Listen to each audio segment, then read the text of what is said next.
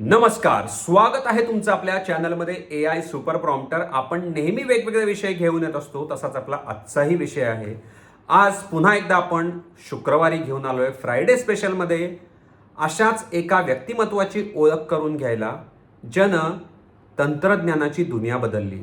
होय, तुम्ही अगदी योग्य ऐकलंय. या व्यक्तिमत्वानं आमूलाग्र असा तंत्रज्ञानामध्ये बदल केला.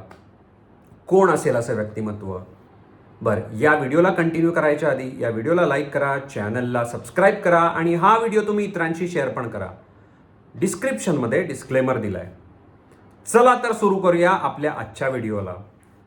असं कोणतं व्यक्तिमत्व ज्यानं 21व्या शतकामध्ये आमूलाग्र असा बदल घडवून आणला तंत्रज्ञानामध्ये, टेक्नॉलॉजीमध्ये, ज्याच्यामुळं आज प्रत्येकाच्या हातामध्ये मोबाईल आहे, ॲप्स आहेत, ॲप स्टोअर, थोड्या आयडियांची मी तुम्हाला ओळख करून देतो. म्युझिक, या सगळ्यांना एक वेगळंच डायमेन्शन दिलं, बघण्याचा दृष्टिकोन दिला, सौंदर्याची जाणीव, अशा बऱ्याचशा गोष्टींना वर्णन करताना आपण थकून जाऊ.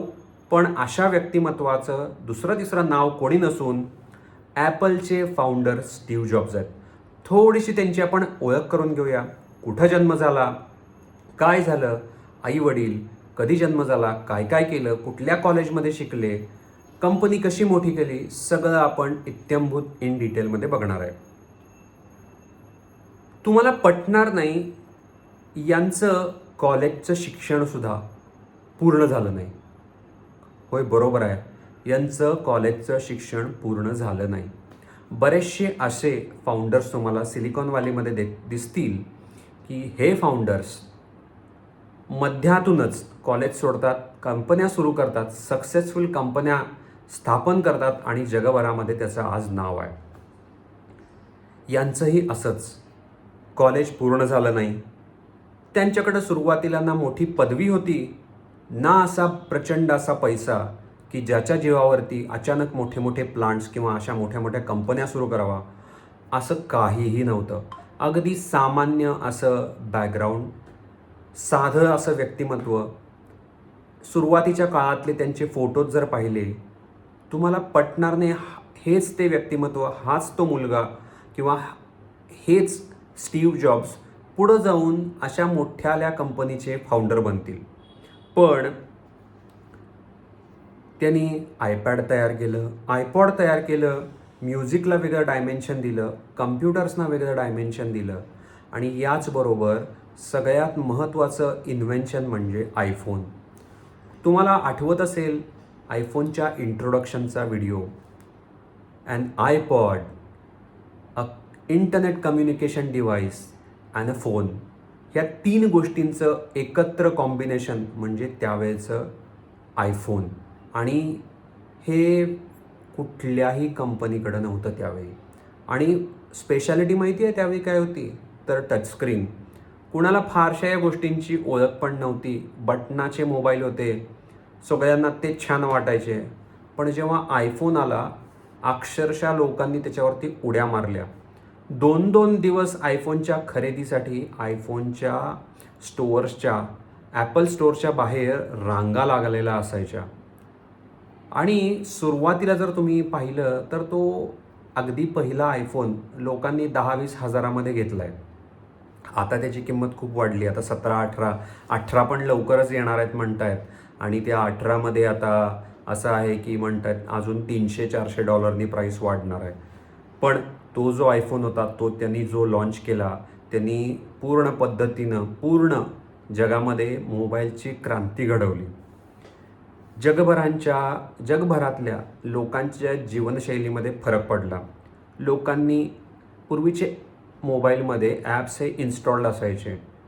बऱ्याचशा लोकांनी ॲप्स तयार केले, ॲप मार्केट तयार झालं.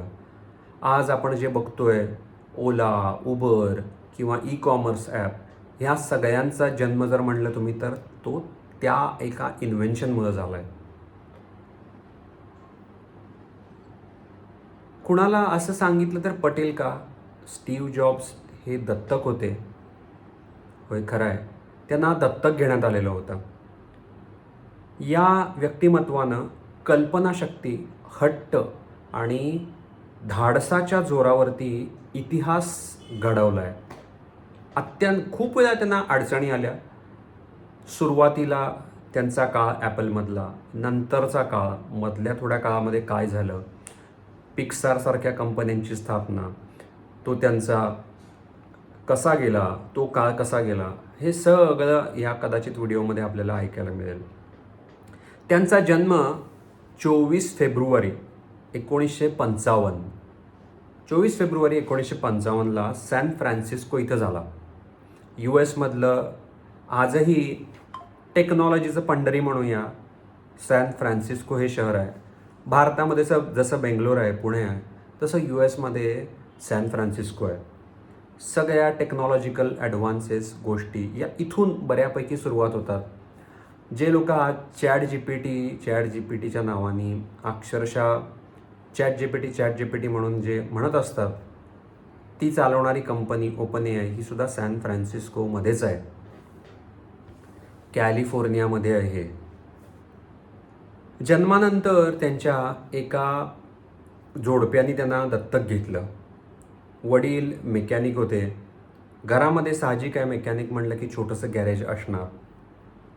लहानपणापासून त्यांना गॅरेजमध्ये छोट्या छोट्या गोष्टींमध्ये ट्रायल किंवा काही ना काहीतरी करायची सवय लागली. त्यात ते वेळ त्यांचा गुंतवत असायचे. घरामध्ये गॅरेज, वडील मेकॅनिक,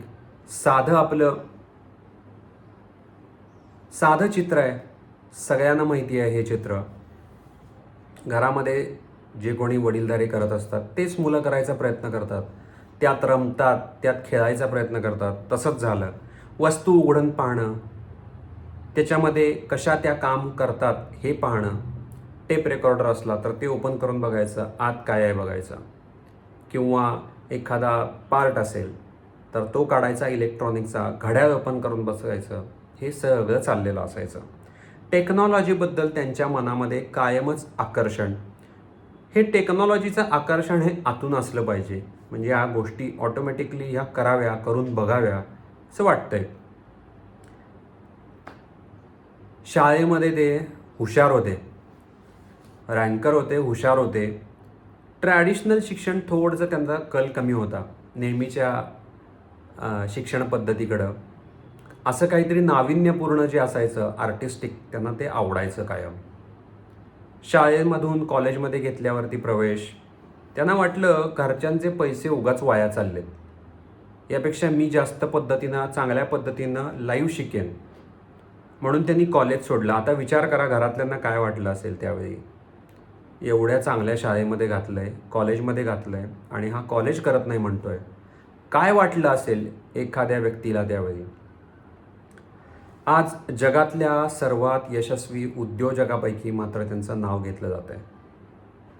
कॉलेज ड्रॉपआउट आज बरेचसे उद्योजक आहेत.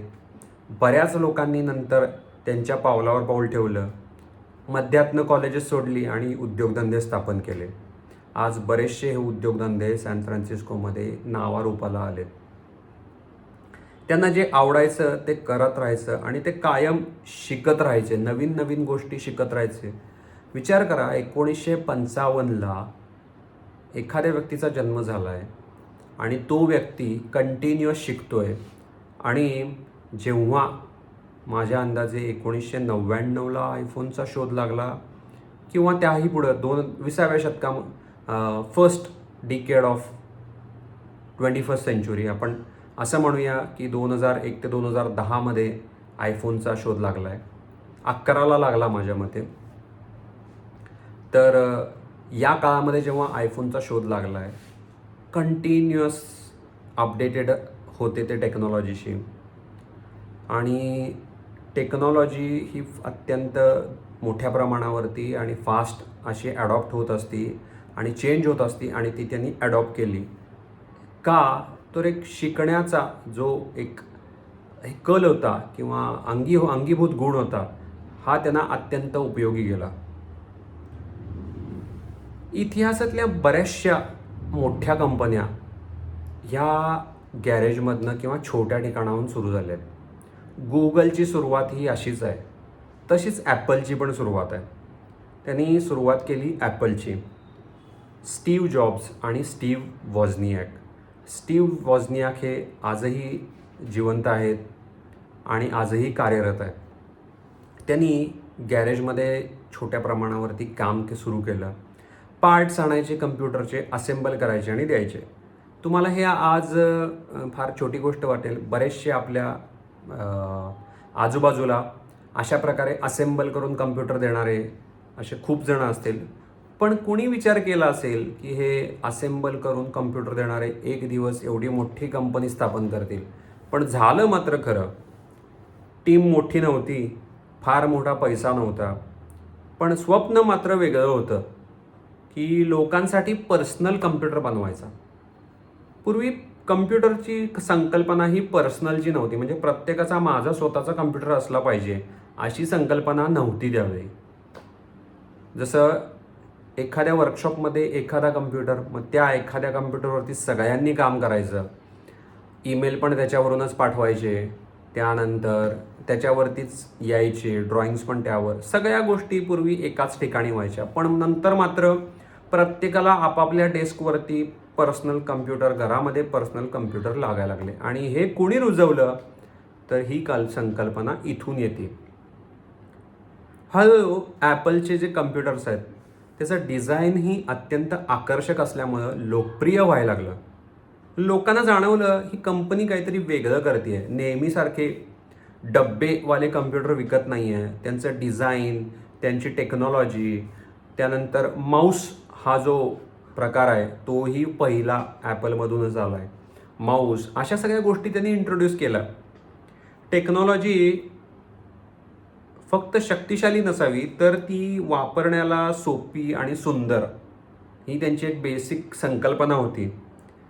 आज हे आपल्याला सामान्य वाटते कारण बऱ्याचशा गोष्टी अस्थेटिकली आता दिसायला छान झाल्यात आणि त्या आता दिसायला जी गोष्ट छान आहे ती आज विकली जाते. हे खरं आहे का नाही? तुम्हाला हे जर खरं वाटत असेल तर तुम्ही कॉमेंट बॉक्समध्ये हो खरं आहे असं लिहा, किंवा तुमचे काय कॉमेंट्स असतील तर लिहा. या व्हिडिओला लाईक करा, चॅनलला सबस्क्राईब करा आणि हा व्हिडिओ तुम्ही इतरांशी शेअर पण करा.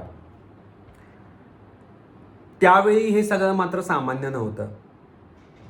त्यावेळी ही सगळी संकल्पना, हे सगळं शास्त्र, हे सगळी आर्टिस्टिक माइंडसेट हा सगळा वेगळा होता, सगळ्यांपेक्षा वेगळा होता आणि लोकांनी तो उचलून धरला आणि त्यामुळं पॉप्युलॅरिटी प्रचंड प्रमाणामध्ये वाढली. तुम्हाला माहिती आहे ॲपलवरचं, कम्प्युटरवरचं सगळ्यात पहिलं सॉफ्टवेअर कुठलं बनवलं आणि कुणी बनवलं असेल? मायक्रोसॉफ्ट. स्टीव्ह जॉब्स आणि मायक्रोसॉफ्टचे संस्थापक बिल गेट्स हे अत्यंत घनिष्ठ मित्र होते. आयुष्यातलं सर्वात मोठं त्यांना एकदा सेटबॅक्स बसला. केव्हा? तो सर्वात इमोशनल आहे असं म्हणूया. तुम्ही स्वतःची कंपनी सुरू केली, नावरूपाला आणली, जगाच्या वरती नाव आलं, तिचं जगाच्या नकाशावरती नाव आलं, सगळ्यांना माहीत झालं आणि विचार करा पॉलिटिक्स झालं. आणि तुम्हाला सांगितलं एक दिवस सहज आल्यावरती काय होणार, तुम्हाला कसं वाटणार आहे? पॉलिटिक्स झालं आणि तेच यांच्या बाबतीतही घडलं. ॲपलमधून बाहेर खूप मोठा धक्का. पण त्यांचा हा जो काळ होता, किती त्रास झाला असेल या पिरियडमध्ये, अकल्पनीय आहे हा त्रास. पण झाला, त्यांना प्रचंड त्रास झाला. यातनं ते सावरले, ते वेगळे होते. त्यांनी पुन्हा एकदा नवीन सुरुवात केली आणि ती सुरुवात कशाची होती? पिक्सार नावाची कंपनी. या कंपनीनं खूप छान छान चित्रपट बनवले. कार्स मूवी आठवतोय तो पिक्सारचा. असे छान असे मूवीज काढले. ॲनिमेशन इंडस्ट्रीमध्ये पाऊल ठेवलं आणि पिक्सारनी क्रांती घडवली. कुणाला वाटलंच नव्हतं हे ॲनिमेशन व्हिडिओ असे पण असतात. 3D ॲनिमेशन वगैरेचे व्हिडिओ त्यावेळी आले, मूवीज आले. कोणीतरी पोलर एक्सप्रेस वगैरे पण पाहिला असेल व्हिडिओ, हाही पिक्सारचाच होता. पिक्सारच्या चित्रपटांनी जगभर नंतर लोकप्रियता मिळवली आणि त्याच काळात स्टीव्ह जॉब्स जे आहेत ते हा एकतर पहिला पॉलिटिक्सवाला एक्सपिरियन्स, नंतर पिक्सर हा जो एक्सपिरियन्स एकदम परिपक्व, बऱ्याचशा वेगवेगळ्या अनुभवातून माणूस तयार झाला की माणूस परिपक्व होतोय, तसा माणूस परिपक्व झाला. तसं स्टीव्ह जॉब्स हे परिपक्व झाले. त्यांना पुन्हा काही वर्षांनी ॲपलमध्ये बोलवलं. ॲपल त्यावेळी अडचणीत होती. त्यांना बाहेर काढायचं काम दिलं, म्हणजे पुन्हा एकदा तुम्ही या कंपनीला नावरूपाला आणून द्या. पुन्हा ते ॲपलमध्ये आले. प्रवास सुरू झाला आणि हा इतिहासामधला पटणार नाही, हा इतिहासामधला अकल्पनीय असा कमबॅक आहे कुठल्याही कंपनीचा. एवढ्या खाली गेली होती कंपनी, तुम्हाला कुणालाही पटणार नाही, पण ही खरी गोष्ट आहे. अशा परिस्थितीमध्ये कंपनी होती की कदाचित पुढच्या 2 वर्षानंतर काय होईल किंवा 2 वर्षानंतर नाही, 2 महिन्यानंतर काय होईल अशी परिस्थिती होती. पण या परिस्थितीमध्ये कमबॅक झाला. आणि अशा सीईओजना बऱ्याच वेळा जास्त व्हॅल्यू असते, की जे स्वतःचं मोटिवेशन टिकवून ठेवतात, वेगळ्या पद्धतीनं आयडियाज लावतात आणि कंपनीला पुन्हा एकदा सरळ वर नेतात. आणि हेच झालं. त्यांनी सगळ्यात पहिला 2007मध्ये त्या कमबॅकनंतर काय आणलं? आयपॉड, त्यानंतर आयपॅड, ह्या सगळ्या गोष्टी आल्याच. पहिला आयपॉड आलं, त्यानंतर आयफोन आला. आयफोन त्याच्यामध्ये काय, कम्प्युटर होता, म्युझिक होता, फोन होता, इंटरनेट होता, सगळ्या गोष्टी नवीन आणि सगळं एकाच या डिव्हाइसमध्ये. वेगवेगळ्या डिव्हाइसेस पहिला वापरायला लागायचे. गाणं ऐकायसाठी वेगळं, इंटरनेट वापरण्यासाठी वेगळं, फोनवर बोलायला वेगळं, हे सगळं वेगळं असायचे. हे सगळं त्यांनी एकाच डिव्हाइसमध्ये घातलं. काय डिव्हाइस झाला असेल तो? आज स्मार्टफोन सगळ्यांना सामान्य वाटतं, सगळ्यांच्या हातामध्ये स्मार्टफोन आहे. पण त्यावेळी ही सामान्य गोष्ट नव्हती. त्यावेळी स्मार्टफोन असणं, फोनला स्मार्टफोन इवन हे या डिव्हाइस जेव्हा मार्केटमध्ये पॉप्युलर झाला तेव्हा नाव घेतलं की हा आयफोन हा स्मार्टफोन आहे. काही आता तुम्हाला यानंतरच्या काही इंटरेस्टिंग फॅक्ट्स तुम्हाला सांगतो त्यांच्या बाबतीतल्या. सिम्प्लिसिटी, डिझाईन सिम्प्लिसिटी किंवा सिम्प्लिसिटी हे त्यांचं तत्त्व असायचं. एकदम सिम्पल, कोणाला पटणार पण नाही. जनरली फ्लॅशिंग किंवा भपकेबाजपणा किंवा गॉडीनेस हे सगळं असतं, पण सिम्प्लिसिटी इन द डिझाईन हे त्यांचं तत्त्व होतं. एकदम सिम्पल पाहिजेत गोष्टी, वापरायला हाताळायला एकदम सोप्या पाहिजेत. दुसरं, त्यांचे प्रसिद्ध कपडे पण त्यांचे फिक्स असायचे. टर्टलनेक कपडे, black shirt, blue pant fix असायचं त्यांचं. शेवटी टेक्नॉलॉजीच्या लोकांनी हा युनिफॉर्म असल्यासारखं वापरायला सुरू केलं. आणि आजही तुम्ही बघत असाल टेक्नॉलॉजीमध्ये बरेचसे लोक जे IT कंपन्यांमध्ये, टेक कंपन्यांमध्ये काम करतात, ते ब्लॅक शर्ट, ब्ल्यू पॅन्ट घालतात. याचं कारणच ते आहे. महत्त्वाच्या आता ह्या सगळ्यांमध्ये त्यांचा एक विश्वास असा होता की महत्त्वाच्या गोष्टींवरती खर्च व्हायला पाहिजे, उगाच सगळीकडे खर्च व्हायला नाही पाहिजे. ही जी काय म्हणतात विचार करण्याची जी हे आहे ती कुठून आली? ज्या काळामध्ये ते पुन्हा एकदा रुजू झाले आणि जेव्हा सिच्युएशन पाहिली त्यातून त्यांना लक्षात आलं आणि त्यातून हा जो दृष्टिकोन आहे तो तयार झाला. छोट्या निर्णयांवर नाही तर परफेक्शनवर त्यांचं खूप लक्ष असायचं. त्यांना आवडायचं. छोट्या छोट्या डिटेल्ससाठी सुद्धा खूप दिवस ते काम करत राहायचे. एक त्यांनी क्यूब नावाचा कम्प्युटर बनवलेला, आज तो म्युझियममध्ये आहे, ज्याचे 6-8 जे फेस असतात क्यूबचे फेस किती असतात? 1 2 3 4 5 6 8 फेसेस जे होते ते 8ही फेसेस हे प्रॉपर क्यूब शेपमध्ये होते.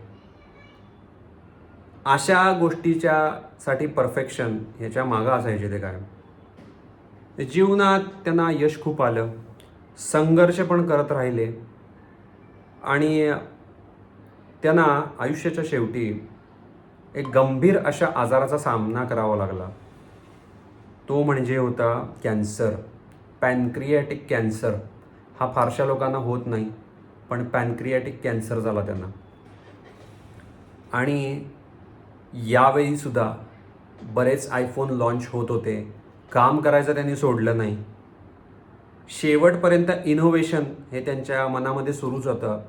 असं काही जण म्हणतात की त्यांनी त्यानंतरसुद्धा बरेच वर्ष, म्हणजे त्यांना जेव्हा कॅन्सर झालेला, काम करायचे, खूप साऱ्या कॉन्सेप्टवरती त्यांनी काम केल्या आणि त्यानंतर कंपनीला पुढं 10 वर्ष त्या कन्सेप्ट ह्या प्रॉडक्ट डेव्हलपमेंटसाठी उपयोगाला आल्या. एवढं 10 ते 15 वर्ष पुढचं व्हिजन हे त्यांच्याकडं होतं आणि successful after successful product company देत गेली. अनफॉर्च्युनेटली 5 ऑक्टोबर 2011ला त्यांचं निधन झालं. त्यांची उत्पादने, त्यांनी प्रोड्यूस केलेली उत्पादनं म्हणूया किंवा त्यानंतर त्यांच्या संकल्पना, त्यांनी जी विचारशक्ती ही सगळी जगाला दिली, ती आजही जिवंत आहे. आजही त्याच गोष्टींवरती बेसिक फंडामेंटल्स म्हणूया आपण त्याच्यावरती जग चाललं आहे.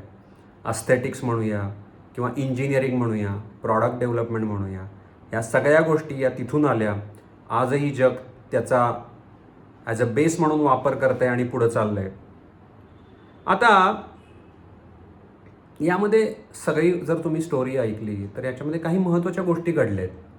काय आहेत त्या? जनरली काय होते, बऱ्याच वेळा प्रॉब्लेम्स येतात. मग त्या प्रॉब्लेम्समध्ये आपण थांबून जायचं काय? नाही, प्रॉब्लेम्समध्ये थांबून चालणार नाही. प्रॉब्लेम्समध्ये थांबला तर थांबला, पुन्हा एकदा सुरुवात करायला पाहिजे, त्यातनं बाहेर यायला पाहिजे, काही ना काहीतरी गोष्टींवरती काम केलं पाहिजे. ते त्यांनी केलं. वेगळं विचार करायची त्यांची ताकद होती, हिंमत होती. आणि जग जे बदलतात, जग जे जिंकतात म्हणतात ना लोक, ते अशा पद्धतीनं वेगळा अगदी विचार करतात. काही लोकांना सुचत पण नाही की असंही असू शकतंय, पण असे काही लोक विचार करतात. ते नेहमी म्हणायचे, love what you do, do what you love.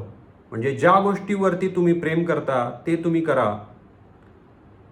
आणि ज्या गोष्टीला तुम्हाला आवडतंय करायला ते गोष्ट तुम्हाला करायला लागणार. म्हणजे अशा पद्धतीचं ते एक हे होतं. नाहीतर तुम्हाला फार डिफिकल्ट होतं यश मिळवणं. हे एक बेसिक प्रिन्सिपल त्यांनी कायम ठेवलं, love what you do, do what you love. आणि हे नशिबानं सगळ्यांना करता येत नाही, पण ते त्यांना करायला मिळालं. शेवटी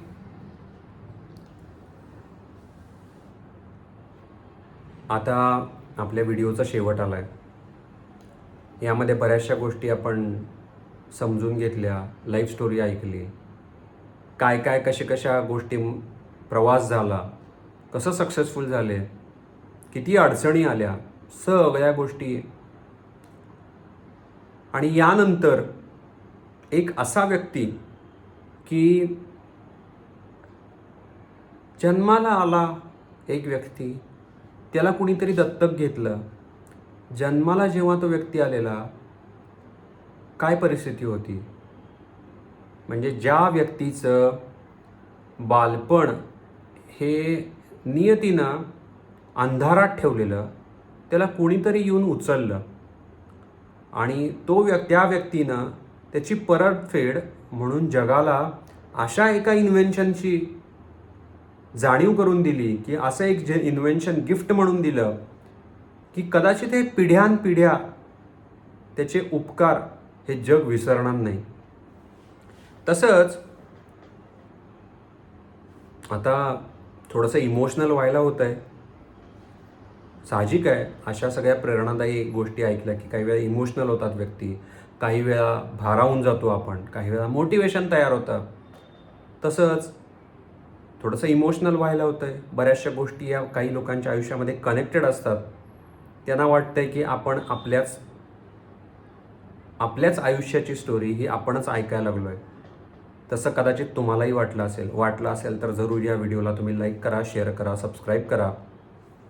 निरोप घ्यायची वेळ आली आता. पुन्हा भेटूया पुन्हा पुढच्या फ्रायडेला अशाच एका व्यक्तिमत्वाची ओळख करून घेऊ. नमस्कार.